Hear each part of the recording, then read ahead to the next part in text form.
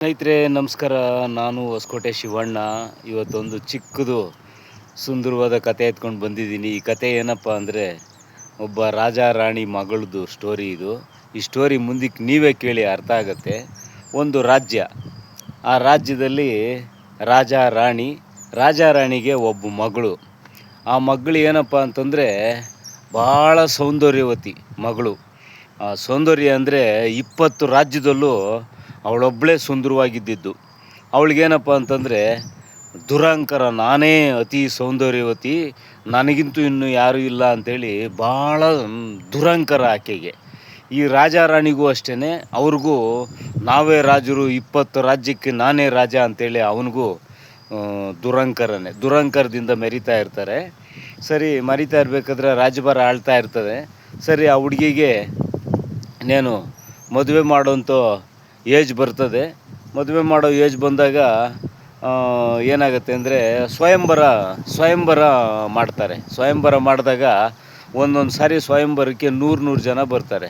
ಆ 100 ಜನ ಬಂದರೂ ಸ್ವಯಂವರ ಮಾಡಿದಾಗ ಏನಾಗುತ್ತೆ ಅಂದರೆ, ಆ ಹುಡುಗಿನ ಮದುವೆ ಮಾಡಬೇಕು ಅಂತ ಸ್ವಯಂವರ ಮಾಡಿ ಎಲ್ಲ ರಾಜ್ಯದಿಂದ ಗಂಡುಗಳನ್ನ ಕರೆಸಿ ಆ ಹುಡುಗಿನ ತೋರಿಸೋದು, ರಾಜನ ಮಗಳನ್ನ. ಆ ಹುಡುಗಿ ಏನು ಮಾಡ್ತಾಳೆ, ಯಾರನ್ನೂ ಒಪ್ಪಲ್ಲ. 3 ಸಾರಿ 100 ಜನ ಸ್ವಯಂವರ ಮಾಡಿದ್ರೂ ಯಾರನ್ನೂ ಒಪ್ಪಲ್ಲ. ಯಾರೂ ಚೆನ್ನಾಗಿಲ್ಲ ಅಂಥೇಳಿ ಎಲ್ಲರನ್ನೂ ರಿಜೆಕ್ಟ್ ಮಾಡಿ ಕಳಿಸ್ತಾ ಇರ್ತಾಳೆ. ಆವಾಗ ಏನಾಗುತ್ತದೆ, ಆ ರಾಜ್ಯಕ್ಕೆ ಒಬ್ಬ ಸನ್ಯಾಸಿ, ಅವರು ಒಂದು 3ನೇ ಬಾರಿ ಲಾಸ್ಟ್ ಬಾರಿ ಸ್ವಯಂವರ ಇಟ್ಕೊಂಡಾಗ ಒಬ್ಬ ಸನ್ಯಾಸಿ ಬರ್ತಾನೆ. 6 ಅಡಿ ಉದ್ದ, 50 ಅಡಿ ಬಾಡಿ, ಮಖದಲ್ಲಿ ಸುಂದರವಾದ ಕಳೆ. ಆತನ ಸೌಂದರ್ಯ ಸೂರ್ಯ ಕಳೆ ಬಿಟ್ಟರೆ ಇನ್ನು ಯಾರೂ ಇಲ್ಲ, ಅಷ್ಟೊಂದು ಸುಂದರವಾಗಿರ್ತಾನೆ. ಆತನು ಕಾವಿ ಬಟ್ಟೆ ಧರಿಸ್ಕೊಂಡು ರುದ್ರಾಕ್ಷಿ ಮಾಣಿ ಹಾಕ್ಕೊಂಡಿರ್ತಾನೆ. ಅವಾಗೇನು ಮಾಡ್ತಾನೆ, ಆ ಸ್ವಯಂವರ ಒಳಗಡೆ ಬರ್ತಾನೆ.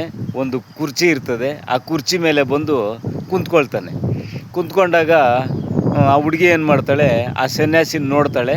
ರಾಜನ ಮಗಳು ನೋಡಿದಾಗ ಏನಾಗುತ್ತದೆ, ಆ ಸನ್ಯಾಸಿ ಮೇಲೆ ಇಷ್ಟ ಆಗೋಗ್ಬಿಡ್ತದೆ ರಾಣಿ ಮಗಳಿಗೆ. ಸರಿ, ಇಷ್ಟ ಆದಾಗ ಏನಾಗುತ್ತೆ, ರಾಜನ ಹತ್ರ ಹೋಗಿ ರಾಣಿ ಮಗಳು ಹೇಳ್ತಾಳೆ, ಅಪ್ಪಾಜಿ, ನನಗೆ ಆ ಸನ್ಯಾಸಿ ಬಟ್ಟೆ ಧರಿಸ್ಕೊಂಡಿರೋಂಥ ಒಬ್ಬ ವ್ಯಕ್ತಿ ಬಂದವ್ರೆ.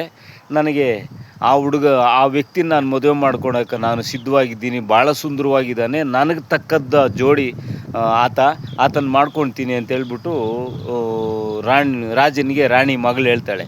ಆಗ ರಾಜ ಹೇಳ್ತಾನೆ, ಕರೆಸ್ತಾನೆ ಸನ್ಯಾಸಿನ. ಕರೆಸ್ದಾಗ ಸನ್ಯಾಸಿ ಹೋಗ್ತಾನೆ.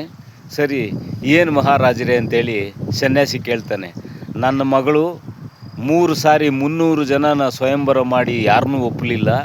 ನೀನು ಸನ್ಯಾಸಿ ಪಟ್ಟ ಕಟ್ಕೊಂಬಂದಿದ್ಯಾ, ಸನ್ಯಾಸಿ ಬಟ್ಟೆ ಧರಿಸಿದ್ಯಾ, ಆದರೆ ನನ್ನ ಮಗಳು ಒಪ್ಪವಳೆ.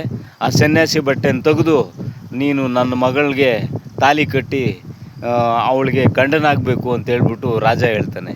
ಆವಾಗ ಸನ್ಯಾಸಿ ಹೇಳ್ತಾನೆ, ರಾಜರೇ, ನಾನು ಶಿವನು ಪರಮಾತ್ಮನು ಇಚ್ಛೆಯಿಂದ ನಾನು ಸನ್ಯಾಸಿ ಬಟ್ಟೆ ಧರಿಸಿದ್ದೀನಿ, ಮತ್ತು ರುದ್ರಾಕ್ಷಿ ಮಾಲೆ ಧರಿಸಿದ್ದೀನಿ.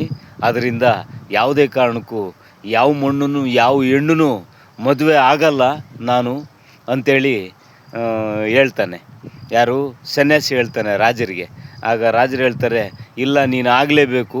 ನೀನು ಆಗಿಲ್ಲ ಅಂದರೆ, ನನ್ನ ಮಗಳು ಮದುವೆ ಆಗಿಲ್ಲ ಅಂದರೆ ನಿನ್ನ ಶಿರಚ್ಛೇದನೆ ಮಾಡ್ತೀನಿ ಅಂತ ಹೇಳ್ತಾನೆ.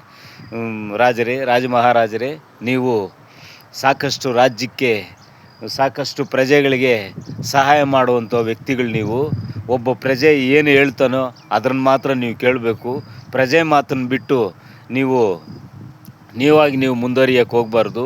ಆದರೂ ನಾನು ಸನ್ಯಾಸಿ, ನನ್ನ ಸನ್ಯಾಸಿತ್ವ ನಾನು ಸ್ವೀಕಾರ ಮಾಡಿರೋದಕ್ಕೋಸ್ಕರ ನಾನು ಹೇಳೋ ಮಾತನ್ನು ನೀವು ಕೇಳಬೇಕು ಅಂತೇಳ್ಬಿಟ್ಟು ಏನು ಹೇಳು ಅಂತಾನೆ. ನಿಮ್ಮ ಮಗಳನ್ನ ನಾನು ಮದುವೆ ಆಗೋದಕ್ಕೆ ಸಿದ್ಧನಿಲ್ಲ.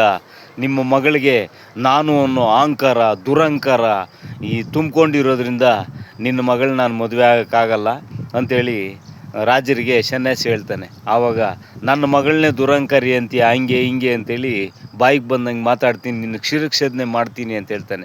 ನೀವು ನ್ಯಾಯ ಬಿಟ್ಟು ನಾನೇನೋ ಅನ್ಯಾಯ ಮಾಡಿದರೆ ಮಾತ್ರ ನನ್ನ ಶಿರಚ್ಛೇದನೆ ಮಾಡಬೇಕು. ನ್ಯಾಯ ಬಿಟ್ಟು ಶಿರಚ್ಛೇದನೆ ಮಾಡೋಕ್ಕಾಗೋದೇ ಇಲ್ಲ. ನಿನ್ನ ಮಗಳನ್ನ ಬಿಲ್ಕುಲ್ ನಾನು ಮದುವೆ ಆಗಲ್ಲ ಅಂತೇಳ್ಬಿಟ್ಟು ಸನ್ಯಾಸಿ ಹೇಳ್ತಾನೆ. ಆವಾಗ ಮಗಳಾದವಳು ಕಣ್ಣೀರು ಹಾಕ್ಕೊಂಡು, ನಿಮ್ಮನ್ನು ನಾನು ಮದುವೆ ಆಗಲೇಬೇಕು ಅಂತೇಳಿ ಕೇಳ್ತಾಳೆ. ಮಗಳಾದವಳು ರಾಜನ ಮಗಳಾದವಳು ಕೇಳ್ತಾಳೆ ಸನ್ಯಾಸಿ ಆಗ ರಾಜನಿಗೆ ಹೇಳ್ತಾನೆ, ನಿಮ್ಮ ಮಗಳ ಹತ್ರ ಬರೀ ಒಂದು 5 ನಿಮಿಷ ನಾನು ಪಕ್ಕಕ್ಕೆ ಕರ್ಕೊಂಡೋಗಿ ಮಾತಾಡಿ ಆಮೇಲೆ ನಾನು ಏನು ಅನ್ನೋದು ಹೇಳ್ತೀನಿ, ನನ್ನ ಮನಸ್ಸು ಏನು ಹೇಳ್ತದೋ ಅದನ್ನು ಹೇಳ್ತೀನಿ ಅಂತ ಹೇಳ್ಬಿಟ್ಟು ಸನ್ಯಾಸಿ ಹೇಳ್ತಾನೆ.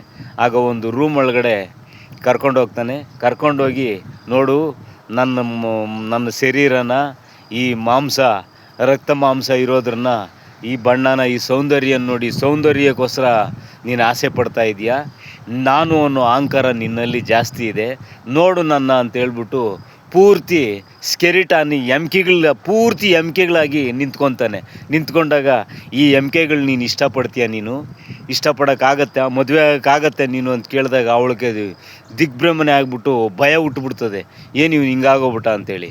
ಆವಾಗ ಏನು ಮಾಡ್ತಾನೆ, ಅವಳು ನೋಡ್ಬಿಟ್ಟಿದ್ದೇನೆ ಆ ಶರೀರನ, ಓಡೋಗ್ಬಿಟ್ಟು ಅಪ್ಪಾಜಿ ನಾನು ಅವನು ಮದುವೆ ಆಗಲ್ಲ, ಅವನು ಒಂಥರ ಭೂತ, ಅವನು ನಾನು ಮದುವೆ ಆಗಲ್ಲ ಅಂತ ಹೇಳ್ಬಿಟ್ಟು ಹೇಳ್ತಾನೆ. ಆವಾಗ ಸನ್ಯಾಸಿ ಮಾಮೂಲಿ ಮನುಷ್ಯನ ವೇಷ ಧರಿಸ್ಕೊಂಡು ಈಚೆ ಬರ್ತಾನೆ. ನೋಡು, ನನ್ನಲ್ಲಿ ಇರೋಂಥದ್ದು ನಾನು ಏನು ಅಂತೇಳಿ ನಿನ್ನ ಮಗಳಿಗೆ ಉಪದೇಶ ಮಾಡಿಸಿದ್ದೀನಿ, ಇದಕ್ಕೆ ಮೇಲೆ ಅವಳು ಒಪ್ಪಿದ್ರೆ ನಾನು ಮದುವೆ ಆಗ್ತೀನಿ ಅಂತ ಕೇಳಿದಾಗ, ಇಲ್ಲ ನಾನು ಆತನ ಮದುವೆ ಆಗಲ್ಲ, ನನಗೆ ಅವನು ಬೇಡ ಅಂಥೇಳಿ ರಾಜನ ಮಗಳು ಹೇಳ್ತಾಳೆ. ಅದಕ್ಕೆ ಅಹಂಕಾರ, ನಾನು, ನಂದು, ನನ್ನ ರಾಜ್ಯ, ನಾನು, ಅಹಂಕಾರ ಅನ್ನೋದು ಮನುಷ್ಯನಿಗೆ ಯಾವತ್ತೂ ಕೆಲಸ ಮಾಡಲ್ಲ. ಒಂದು ಒಳ್ಳೆ ಮಾತು, ಒಳ್ಳೆ ನಡವಳಿಕೆ, ತೂಕ, ಭಯ, ಭಕ್ತಿ ಇದ್ದರೆ ಮಾತ್ರ ಮನುಷ್ಯನಿಗೆ ಒಳ್ಳೆಯದಾಗೋದು.